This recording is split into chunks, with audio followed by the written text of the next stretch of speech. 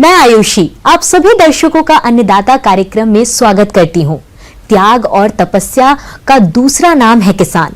कृषि ही उसकी भक्ति है और कृषि ही उसकी शक्ति है। कृषि ही उसकी निद्रा है और कृषि ही उसका जागरण है।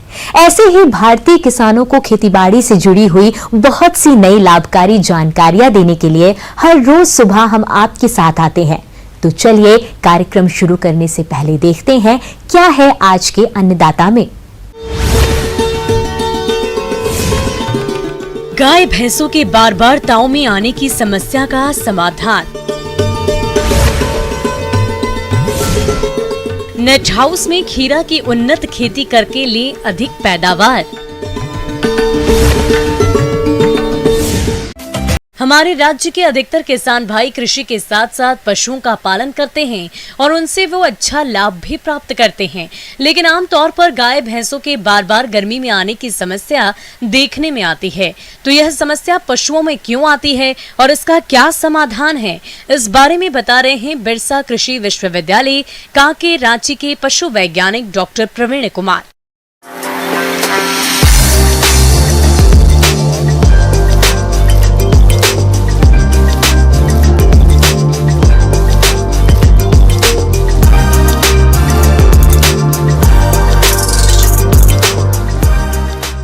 आज हम लोग बात करेंगे कि पशुओं में बच्चा रखने की क्षमता जब कम हो जाती है या रिपीट ब्रीडिंग होता है, बार बार पशु हीट में आ जाती है फिर भी पाल को नहीं रख पाती है, उसके बारे में हम लोग बात करेंगे।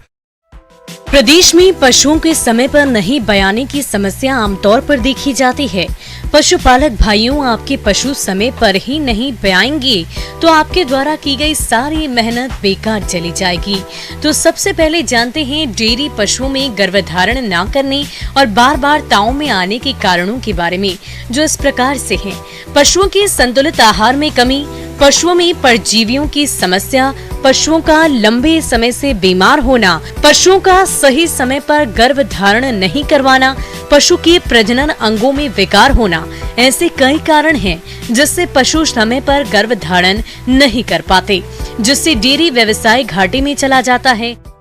तो सबसे पहले है कि उसके शरीर का उचित आहार मिलना चाहिए जिससे कि वो शरीर उसका बना रहे। उचित आहार में हम लोग चाहते हैं कि 3 केजी तक उसको मेंटेनेंस राशन मिलना चाहिए। मेंटेनेंस के लिए दाना मिलना चाहिए। दाना में मकई का दर्रा, बादाम की खल्ली और चोकर रहता है। तो ये तीनों को मिलाकर हम लोग 3 केजी तक उसको मेंटेनेंस के लिए देते हैं और दूध के उत्पादन के अनुसार उसका दाना को बढ़ाया जाता है। तो इस तरह से अगर हमको सूखी हुई गाय जो अभी दूध नहीं दे रही है और जिसमें ये समस्या बार बार आती है, उसको हम लोग को दाना, संतुलित दाना देना जरूरी होता है। लेकिन इसके साथ साथ में हम लोग को ये देखना पड़ता है कि ये पाल क्यों नहीं रख रही है। तो उसमें होता है कि कीड़े की दवाई हम लोग कब दिए हैं। तो कीड़े की दवाई को जो है हम लोग रेगुलर प्रैक्टिस में हर 3 महीने में एक बार जरूर कीड़े की दवा, अंतःकृमि की दवा जो है डॉक्टरी सलाह पे जरूर देनी चाहिए। और अगर बार बार पाल नहीं रख रहा है तो उसके लिए सबसे पहले कीड़े की दवाई देनी चाहिए और 15 दिन में फिर उसका रिपीट करना चाहिए। तो जो अगर पशुओं के शरीर में जो कृमि होंगे वो बाहर निकल जाएंगे और उनके इम्यूनिटी उनके डेवलप करेगी। दूसरा होता है विटामिन ए की कमी के कारण भी जो प्रजनन जो ऑर्गन्स हैं वो थोड़े से कमज़ोर हो जाते हैं। तो हम लोग जो है विटामिन ए का इंजेक्शन है जो बाज़ार में उपलब्ध है रोवेच के नाम से, उसको हम लोग अल्टरनेट एक दिन छोड़कर एक दिन हम लोग उसको सुई देते हैं, 5 सुई देते हैं। तो जिससे अगर विटामिन ए की कमी के कारण अगर उसमें आ रहा है तो उसकी पूर्ति को हम कर सकते हैं। तीसरा है हम लोग मिनरल मिक्सचर देते हैं। मिनरल मिक्सचर कोई भी बढ़िया कंपनी के मिनरल मिक्सचर को 50 ग्राम जो हमने दाना बताया उस दाने के साथ मिलाकर 25 ग्राम सुबह और 25 ग्राम शाम को अगर हम लोग देंगे तो इसके संतुलित आहार आ जाएगी। जो उसमें विटामिन की कमी थी उसको पूरा हो जाएगा और जो मिनरल्स हैं, खनिज तत्व हैं, जिसके कारण बहुत से हार्मोन्स रेगुलेट होते हैं और हार्मोन का बहुत बड़ा रोल होता है पाल रखने में। तो उसकी कमी को हम लोग पूरा कर लेते हैं। तो अगर ये 3 दवाइयाँ अगर सबसे पहले अगर हम लोग दें और संतुलित आहार जो हम बताए उसको अगर हम दें तो हम उसके शरीर में शक्ति पैदा कर सकते हैं और उसको पाल रखने में उसको बहुत आसानी होती है।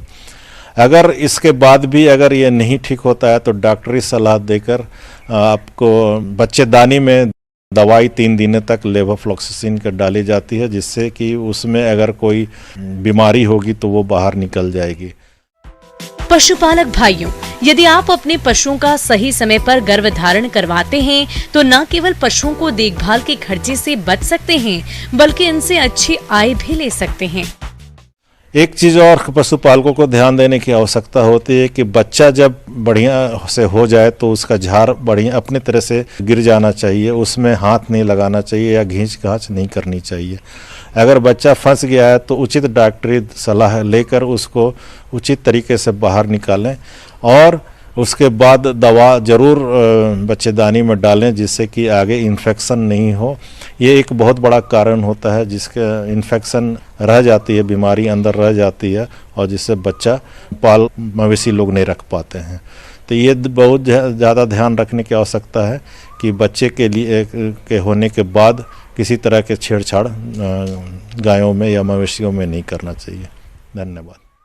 ये थी कुछ उपयोगी जानकारियां। अब लेते हैं एक छोटा सा ब्रेक, जल्द लौटेंगे और जानेंगे कार्यक्रम में आगे क्या है महत्वपूर्ण जानकारियां। बने रहिए हमारे साथ।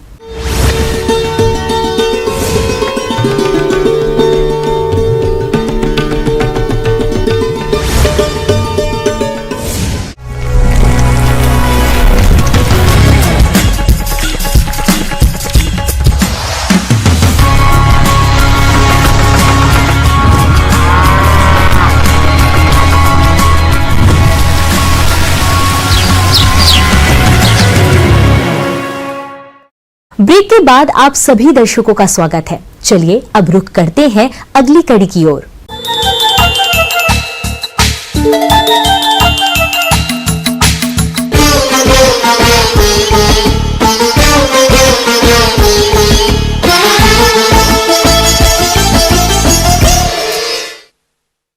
आज कई किसान नवीन कृषि तकनीकों को अपनाकर अपनी खेती से अच्छा खासा मुनाफा कमा रहे हैं और इस लाभ को देखते हुए प्रदेश के जो किसान नेट हाउस में खीरा की खेती करना चाहते हैं वो किस तरह से करें इसकी उन्नत खेती। आइए इस बारे में जानकारी लेते हैं कृषि वैज्ञानिक डॉक्टर पुष्पेंद्र सिंह से।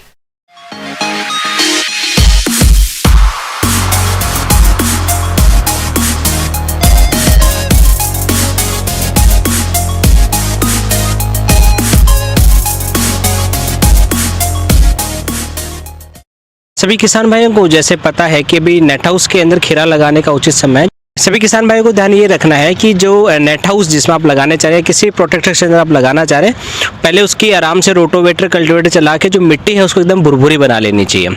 किसान भाइयों को ध्यान रखना, जब वो खेत तैयार कर रहे हैं तो जब मान के चलिए 1200 स्क्वायर मीटर मतलब या आधा आप 1/4 एकड़ की हम बात करें तो कम से कम 8 किलो यूरिया, 8 किलो आपका DAP और 8 किलो आज का MOP है, उसका आपको मिला देनी है इसके अंदर आपके खेत तैयार करते समय। उसके बाद अगर आप चाहें तो बहुत ही बढ़िया अगर ट्राइकोडर्मा और नीम केक का भी आप इस्तेमाल कर सकते हैं। तो नीम केक की मैं बात करूँ तो प्रति हेक्टेयर 2 से 2.5 क्विंटल है, आपका जितनी ज़मीन है जितना आपका एरिया है उसके हिसाब से आपको उसकी डोज तैयार रखनी है। उसके पश्चात उनको बेड बनाना चाहिए, लेकिन बेड में किसान भाइयों को खास कर ध्यान रखना है कि एक तो पहली बात तो ऊंचे बेड बनाएं, दूसरी बात बेड से मध्य से दूसरे बेड के मध्य की दूरी कम से कम 2 मीटर रखनी चाहिए। फिर उनको लगा के उस पर ड्रिप लगा देनी चाहिए, ड्रिप लगा के उसके ऊपर पानी छोड़ देना चाहिए, ताकि पानी छोड़ने से दो बेनिफिट होंगे। पहली बात तो ये होगा कि जो मिट्टी आपको पता है गर्म होती है इस समय, और उसमें अगर पानी पहले 1-1.5 घंटे पानी चला देंगे तो उससे मिट्टी ठंडी हो जाएगी। उसके पश्चात आपको मल्च बिछा देनी है। किसान भाइयों को उचित वैरायटी उसको उस समय लेनी चाहिए। जैसे समय उचित जो वैरायटी चल रही है वो मल्टी स्टार है, कैप्टन स्टार है, एमी स्टार है, बेरीकेट है, ये 3-4 कंपनी है जिनका जो खीरा है उत्पादन बहुत ही अच्छा हमें मिलता है। ट्रांसप्लांटिंग के समय किसान भाई को ध्यान रखना है जो पौध आप जो ले रहे हैं बहुत ही आपको उच्च गुणवत्ता वाली पौध लेनी चाहिए, जिसमें कम से कम 3 से 4 पत्ती हो और जो आपके नीचे की जो जड़ हो वो बहुत ही बढ़िया तरीके विकसित हो। इसी अगर आप हेल्दी या जिसे अपन बोलते हैं एकदम अच्छी तंदुरुस्त अगर आप पौध लेंगे तो आपका जो आगे उत्पादन भी होगा उतना ही आपको अच्छा होगा। ट्रांसप्लांटिंग शाम को 4 बजे के लगभग आपको ट्रांसप्लांटिंग करनी है। उस समय ध्यान ये रखना है कि जो पौधे से पौधे की दूरी है वो आपको कम से कम 30 सेंटीमीटर रखनी है और कतार से कतार की दूरी आपकी 40 सेंटीमीटर। एक आप बेड पे मान के चलिए 2 कतार आपको लेनी है और वो भी जिगजैग मैनर के अंदर। और ट्रांसप्लांटिंग जैसे ही आप कर दें उसके बाद में आपको जो आपका फफूंदनाशी है, जैसे आप मान सकते हैं कैप्टन है या आप कह सकते हैं कि आपका कार्बेंडाजिम मैनकोजेब का आपको ड्रेंचिंग करनी है। एक झारे से लेके एक एक जहाँ आपने पौध लगाई है वहाँ पे आपको ड्रेंचिंग करनी है। और उसके 10 से 15 दिन बाद में किसान भाइयों को ध्यान रखना है कि उनको धागे के साथ ट्रेलिसिंग जिसे अपन बोलते हैं वो करना बहुत ही आवश्यक है। और किसान भाइयों को ध्यान रखना है कि जैसे ही 15 दिन के बाद में फसल बड़ी हो जाए, ट्रेलिसिंग करने के बाद में कम से कम जो 30 सेंटीमीटर आप 1 फुट है उसमें किसी प्रकार की कोई भी शाखा विकसित नहीं होने देने। उसके बाद ही जो सेकेंडरी ब्रांच को आपको विकसित होने देना है। और टाइम से टाइम ट्रेनिंग और प्रूनिंग करना बहुत ही ज़्यादा आवश्यक है।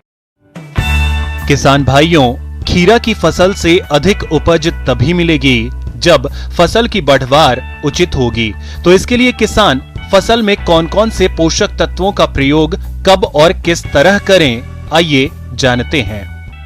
जैसे आपकी फसल बड़ी होगी तो आप ड्रिप इरिगेशन के साथ में जो आपके पोषक तत्व है, जो 19-19-19 है, आपके जब फल पकाव हो जाए उसमें 0-0-50 आप चला दें तो मतलब पौधे की अवस्था के अनुसार आपको खाद पानी उसमें देना है। लेकिन किसान भाई को एक चीज़ का बहुत बड़ी गलती होती है, वो ये होती है किसान भाई मेन जो नाइट्रोजन फॉस्फोरस पोटास देना ये तो किसान भाई पूर्ति कर देते हैं, लेकिन माइक्रो न्यूट्रिएंट का कहीं ना कहीं इसको कम देते हैं। तो सभी किसान भाई को जानते हैं मल्टीप्लेक्स नाम का एक प्रोडक्ट आता है, उसका समय से हर 15 दिन के अंदर आपको छिड़काव करना चाहिए। मल्टीप्लेक्स ऐसा तत्व है जिसमें जितने भी माइक्रो न्यूट्रिएंट है जो पौधे के लिए आवश्यक है उनका पत्ती पे आप टंकी में भर के उसका छिड़काव कर दीजिए, जिससे उसको माइक्रो न्यूट्रिएंट की कमी भी पूरी हो जाएगी। अगर आपको लगता है किसी कीड़े का या बहुत ज़्यादा अटैक है, थ्रिप्स का बहुत ज़्यादा अटैक है, तो आप डेलीगेट दवा का 1 ml प्रति लीटर से आप छिड़काव कर सकते हैं। किसान भाइयों, अब बात करते हैं खीरे की फसल में लगने वाले पाउडरी मिल्ड्यू रोग की, जिसे चूर्निल आसिता रोग के नाम से भी जाना जाता है। इस रोग के कारण पत्तियों की निचली सतह पर सफेद धब्बे उभर आते हैं और पत्तियों के दोनों ओर सफेद पाउडर जैसी तह जम जाती है। इस तरह के लक्षण पौधों में दिखाई देने पर आप कॉपर ऑक्सीक्लोराइड 3 ग्राम प्रति लीटर पानी में घोल बनाकर छिड़काव कर दें, जिससे आप इस रोग पर काफी हद तक नियंत्रण पा लेंगे। मैं किसान भाइयों को कहना चाहूँगा कि आप जैसे आपको सबको पता है खीरा आप 3 बार लेते हैं, लेकिन ये जो खीरा है जो गर्मियों वाला खीरा है इसमें बहुत ही अच्छे किसान भाइयों को मंडी के अंदर रेट मिलेगी, क्योंकि गर्मियों में कंज्यूमर जो आपका मार्केट के अंदर इसकी डिमांड बहुत ज़्यादा रहती है, तो आपकी रेट बहुत अच्छी मिलेगी। आप एक पौधे से कम 4 से 4.5 किलो तक उत्पादन ले सकते हैं और एक सीजन के अंदर कम से कम आप 1.5 से 2 लाख की बचत एक सीजन में 90 दिन के अंदर आप कर सकते हैं। आगे और भी है कुछ रोचक जानकारियां, पर यहां पर रुकेंगे एक और ब्रेक के लिए। जल्द हाजिर होते हैं।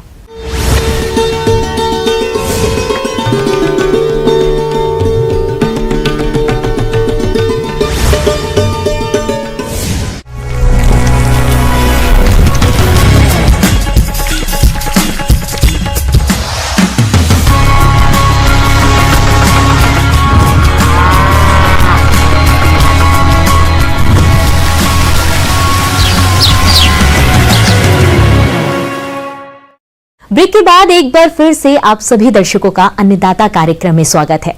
बढ़ते हैं अगली प्रस्तुति की ओर।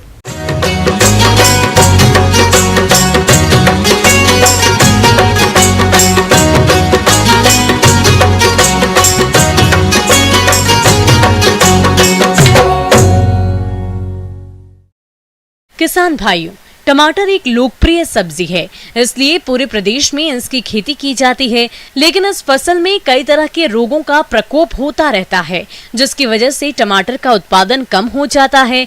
तो आपके सामने इस तरह की समस्या न आए, इसके लिए आप इन रोगों की समय से पहचान कर नियंत्रण कैसे करें, इसके लिए देखिए कार्यक्रम का यह अंश।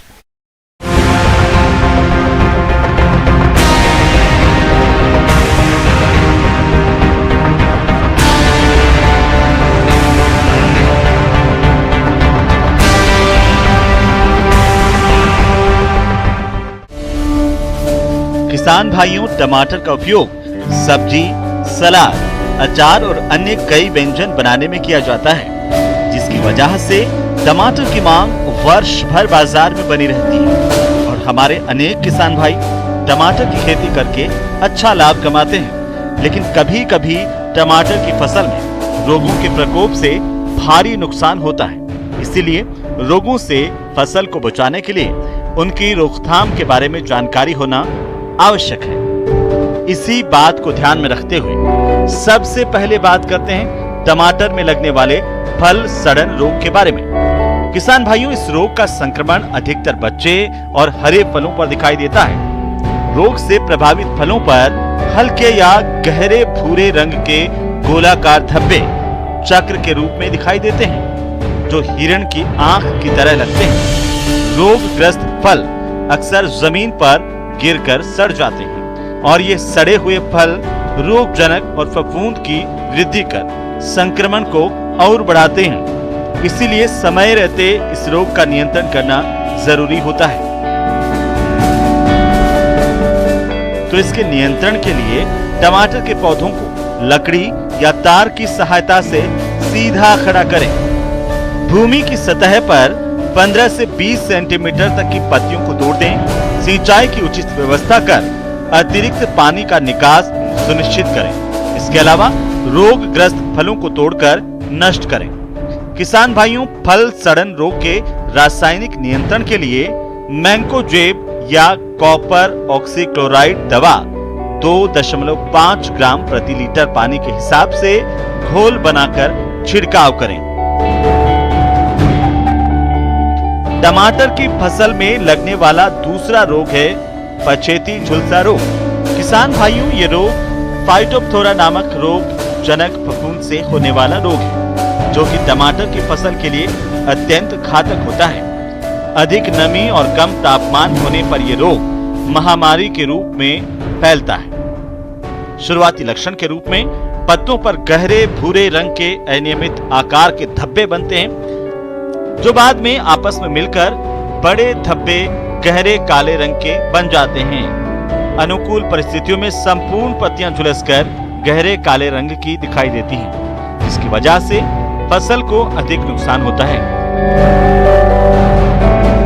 इसके साथ ही टमाटर की फसल में अगेती झुलसा रोग भी आता है। ये रोग आल्टरनेरिया सोलेनाई नामक रोग जनक फफूंद से होने वाला रोग है, जिसके लक्षण पौधे के पत्तों पर गहरे भूरे रंग के गोलाकार चक्रनुमा धब्बे बनते हैं, जो लक्ष्य पटल की तरह से दिखाई देते हैं और वातावरण में अधिक नमी होने पर ये धब्बे आपस में मिलकर गहरे भूरे रंग के हो जाते हैं। अधिक प्रकोप होने पर पत्ते समय से पहले पीले पड़कर झड़ जाते हैं, जिसकी वजह से टमाटर के उत्पादन में भारी कमी आ जाती है।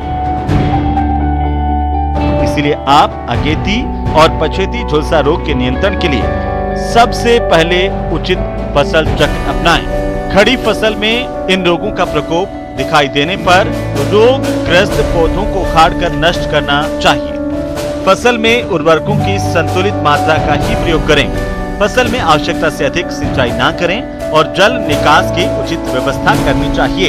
इसके अलावा अगेती और पछेती झुलसा रोग के रासायनिक नियंत्रण के लिए मैंकोजेब दवा की 25 ग्राम मात्रा को 10 लीटर पानी के हिसाब से घोल बनाकर 2 से 3 छिड़काव करने पर इन रोगों का नियंत्रण आसानी से किया जा सकता है। तो किसान भाइयों, यदि आप इन बातों को ध्यान में रखते हुए रोगों का नियंत्रण करते हैं तो आपको टमाटर की फसल से अधिक उत्पादन की प्राप्ति होगी।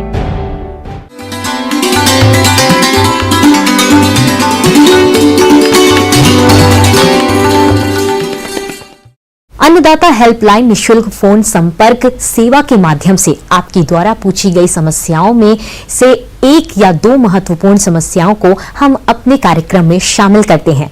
इसी के तहत आज की चयनित समस्या और उसका जवाब इस प्रकार है। अन्नदाता कार्यक्रम में आज जिस प्रश्न को हमने शामिल किया है उसे पूछा है गांव कोरारी, जिला पटना से सुशील परिहार ने। आपने नींबू के बाग लगा रखे हैं और उसमें रोग पनप रहे हैं, आप इनके नियंत्रण पर जानकारी चाहते हैं। तो सुशील जी, आपकी जानकारी के लिए प्रस्तुत है कार्यक्रम का यह अंश। हमारे किसान भाई जो लेमन का, जो नींबू का खेती खास करके करते हैं, उसमें एक बहुत बड़ी समस्या होती है जो साइट्रस कैंकर के नाम से जाना जाता है। तो ये साइट्रस कैंकर खास करके नींबू में बहुत ही घातक है, हानिकारक है और हमारे किसान भाई को काफी नुकसान इससे होता है। सिट्रस कैंकर ये जीवाणु जनित रोग है। इसकी पहचान बात करें तो इससे संक्रमित पत्तियों, फलों और टहनियों पर कत्थई रंग के गोल गहरे धब्बे दिखाई देते हैं। ये धब्बे सूखकर कठोर हो जाते हैं। अधिक संक्रमण पर ये फलों पर भी दिखाई देने लगते हैं। नई पत्तियों पर ये दाग पीछे की ओर देखने को मिलते हैं। तो इसके लिए किसान भाई आप जान लें, सबसे पहले आप देखिए कि जो बगीचा आपका है तो वहाँ पर से जितना भी पत्ती सूखी हुई है जो आपके बगीचा में गिरा हुआ उसको एकत्र कर लीजिए। और जो इस तरह से बीमारी टहनी हो या पत्ती हो या फल में, तो उसको भी आप इकट्ठा करके आप इसको दफना दें, जला दें या उसको मिट्टी के नीचे गाड़ दें, तो इससे भी आपको फायदा होगा। इसके बाद भी जब बरसात खत्म हो तो उसके बाद भी इसी प्रक्रिया के एक बार जरूर आप करें, तो उससे साफ सुथरा आपका अगर बगीचा रहता है नींबू का तो ये रोग से आपको निजात मिलेगा, कम होने की संभावना है। इसके अतिरिक्त किसान भाई स्टेप्टोसाइक्लिन जो आती है दवाई, तो उसका भी आप प्रयोग कर सकते हैं। स्टेप्टोसाइक्लिन 0.0525% का छिड़काव पानी में घोल के छिड़काव करेंगे तो इससे भी आपको काफी लाभ मिलेगा। गमोसिस ये रोग नींबू वर्गीय फसलों में कवक द्वारा होता है। इस रोग के प्रमुख लक्षणों की बात करें तो तने की छाल में सड़न, गोंद निकलना, जड़ों का सड़ना और पत्तियां पीली होकर पौधा सूखना दिखाई पड़ता है। कवक के बीजाणु मिट्टी में पड़े रहते हैं जो नमी प्राप्त होने पर तने में संक्रमण फैलाते हैं। इसकी रोकथाम के लिए रोगरोधी मूल वृंत का प्रयोग करें। नींबू के बागों में जल निकास की उचित व्यवस्था बनाए रखें।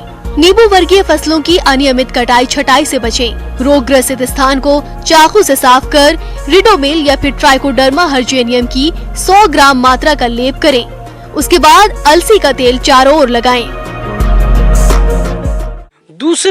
दूसरी बात एक ये जान लें किसान भाई, जब बरसात तो शुरू होता है तो पूरे पौधे में बरसात से पूर्व बोर्डक्स मिक्सचर जो होता है उसका आप एक से दो बार, एक बार जब बरसात शुरू हो उससे पहले और एक बार बरसात जब खत्म हो तो उस समय भी आप बोर्डक्स मिक्सचर जिसमें 5 अनुपात में 5:5:50 यानी 5 मात्रा जो है चूना का कॉपर सल्फेट का रहेगा और 5 ग्राम अगर करते हैं तो 5 ग्राम कॉपर सल्फेट रहेगा, 5 ग्राम चूना रहेगा और 50 ग्राम पानी रहेगा। तो इस तरह से अगर उसको मात्रा को उसी रेशियो में आप बढ़ा सकते हैं तो इसको बरसात से पहले आप इसका मिक्सचर बना के आप स्प्रे कर देंगे पूरी पत्ती को, टहनी को, जड़ सहित।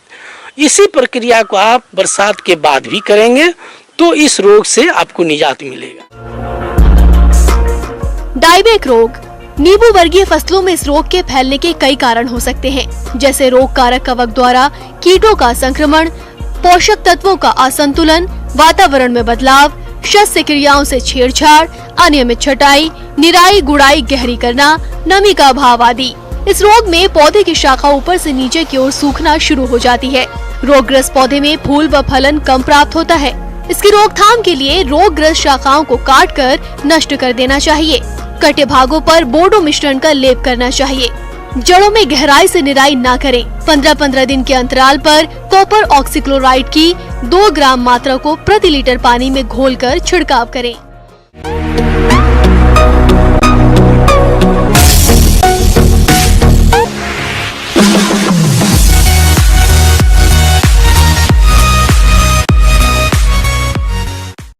राज्य की विभिन्न मंडियों में कृषि उत्पादों के चढ़ते उतरते बाजार भाव की संक्षिप्त जानकारी इस प्रकार है।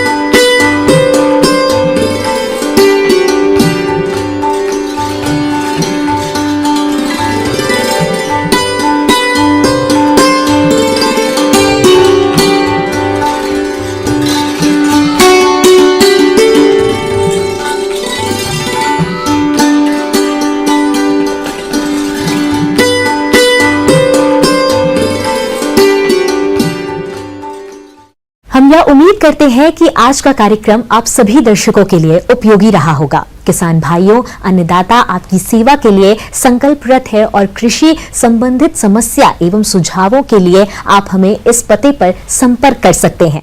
प्रोड्यूसर अन्नदाता, news 18, Bihar Jharkhand, Ramoji film city, Hyderabad 501512। साथ ही आप हमें ईमेल कर सकते हैं। हमारा ईमेल है p18annadatabihar@nw18.com। इसके अतिरिक्त आप हमें निशुल्क हेल्पलाइन नंबर 180088926163 पर सोमवार से शनिवार सुबह 10 से शाम 4 बजे के बीच संपर्क कर सकते हैं। फिलहाल अन्नदाता की पूरी टीम को इजाजत दीजिए। कल फिर इसी समय आपसे मुलाकात होगी कृषि संबंधित कुछ और महत्वपूर्ण जानकारियों के साथ। नमस्कार।